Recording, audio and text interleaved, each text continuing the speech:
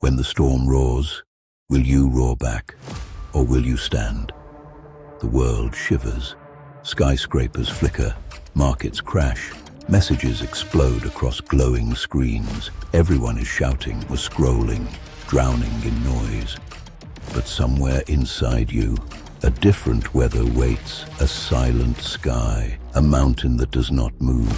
Storms tear at your plans, your reputation, your peace, yet there is a place they cannot reach. This film is not about avoiding chaos. It is about walking into it with calm eyes and steady hands. When everything outside shakes, we go looking for the one thing that doesn't. Your inner mountain.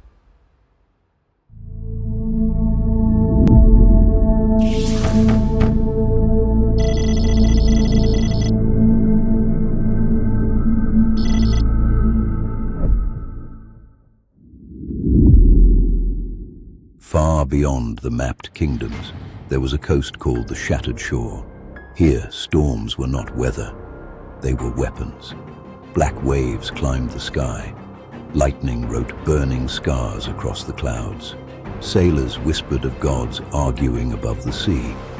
On the cliff stood a ruined citadel, half-eaten by the wind. Its last surviving hall sheltered one guardian, Elira, keeper of the quiet flame. As the sky darkened, villagers fled inland, dragging carts, clutching children, their voices shaking as they begged her to fight the storm itself. Elira did none of that. She walked to the broken balcony, set down her staff, closed her eyes. Around her, banners ripping, stones trembling, the horizon swallowed by churning grey. Inside her, a single candle of awareness, still lit. She slowed her breath until the roar of the wind became a distant drum. She listened, not to the fear, but to the rhythm beneath the chaos. The storm was wild, but not random. Every gust, every wave had a pattern. In a world that worshipped noise, her greatest magic was refusal to panic. When the storm finally struck the cliffs, it broke apart where she stood. Waves shattered into harmless spray. The citadel held. What the villagers saw as a miracle was only this: one human being who did not let the outside storm become an inside storm. In the ancient world, storms had many names. Some came from the sky, others marched under banners. When the Roman Republic trembled with civil war, streets flooded with rumors, betrayals, sudden deaths. All of Rome vibrated with fear. In a small courtyard off the Forum, an old philosopher, Gaius, taught a handful of students. On the morning, soldiers marched past. One student burst in. "Master, the city is finished. Armies close in. Leaders plot in secret. The crowd is ready to riot. How can you sit here and write?" Gaius did not look up. He finished his line, set the stylus down. "Because," he said, "if I let the storm choose my actions, I have already surrendered." He walked to the doorway, watched the soldiers pass, metal clattering, shouts echoing, the air heavy with dust and iron. He felt fear move through him like a strong wind, and then pass on. Panic chains you to events. Calm returns your freedom to respond. He turned back to his students. "We will do what we can control today. Courage in thought, clarity in speech, justice in small acts. The war will decide its own madness. We will decide who we become inside it." Years later, empires rose and fell. Most names from that war were forgotten, but Gaius's writings on inner composure survived, copied by quiet hands through monasteries and candle-lit rooms. The outer storm ended.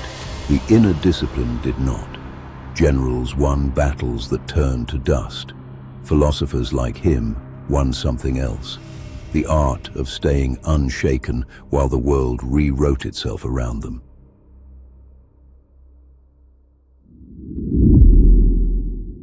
In one possible future, storms are no longer made of clouds.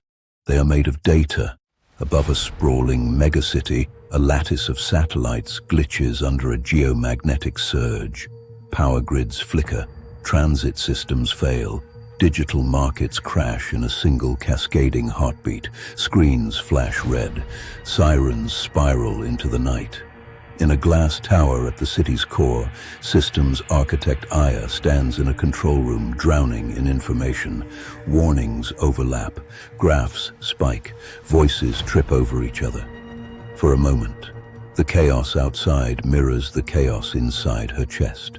Old fears surface, past failures, blame, shame. Then she remembers her practice, 3 breaths, eyes closed, shoulders loose.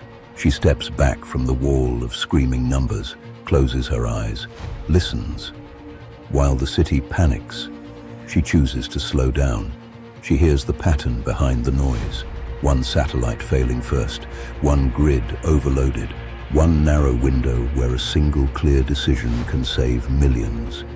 Her voice cuts through the confusion like a beam through smoke. Calm, unhurried, exact. Root power here. Shut down this sector for 6 minutes. Ignore the minor alarms. They're only echoes. Focus on the core surge. The team follows her steadiness more than her words. Hands stop shaking. Breath steadies. Systems stabilize. Outside, the digital storm still rages. Inside, one person remains a still point in the circuitry. In the age of overload, Aya's greatest upgrade is not faster thinking, but quieter thinking. Chaos will always look urgent. Deadlines, notifications, raised voices. Your calm won't announce itself that loudly. You have to choose it. Think of your life as a city on a fault line. Jobs end, relationships strain, unexpected bills hit like sudden thunder. You can't engineer a world without storms, but you can train a mind that does not crumble when they come. How? First, by noticing the gap between what happens and what you do next. Most people fill that gap with reaction, anger, blame, frantic movement, mindless scrolling, desperate messages. The inner temple collapses before the outer walls are even touched. Strength is not how loudly you respond, but how wisely you delay. Train yourself to buy a moment, one breath before you reply, one walk before you quit, one night of sleep before you decide it's all over. In that pause, you remember your values.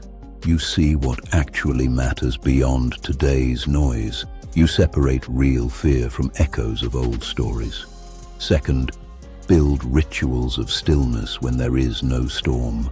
Quiet mornings, journaling, breathing exercises, time in nature without headphones. These habits pour stone into the foundations of your inner mountain. Third, accept that calm does not mean numb. You can feel fear, grief, anger, and still choose not to be ruled by them. The storm is allowed to be loud. You are not obligated to match its volume. Every time you choose silence over spiraling, clarity over chaos, you rebuild your inner temple stronger than before. This is how ordinary days prepare you for extraordinary storms. And when the biggest storms come, the losses, the betrayals, the endings you never wanted, you discover something quietly astonishing. You do not shatter, you bend, you ache, you adapt.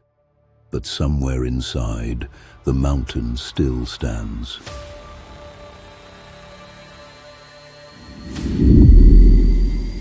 Storms will always be part of the story. The world will keep spinning faster, louder, more demanding. There will be more breaking news, more emergencies, more people insisting everything must be decided now. You know better. You have walked with warriors through tempests, sat with philosophers in collapsing republics, stood beside pilots and architects in futures full of electric storms. They all carried the same secret. The storm outside is never the final authority. The quiet inside you gets the last word.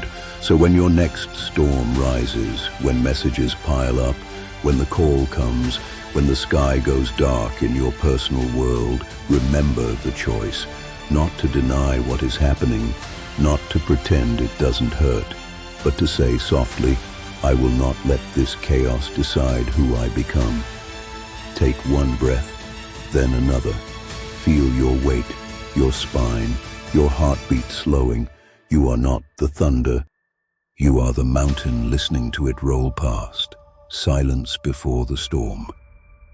Find your inner mountain.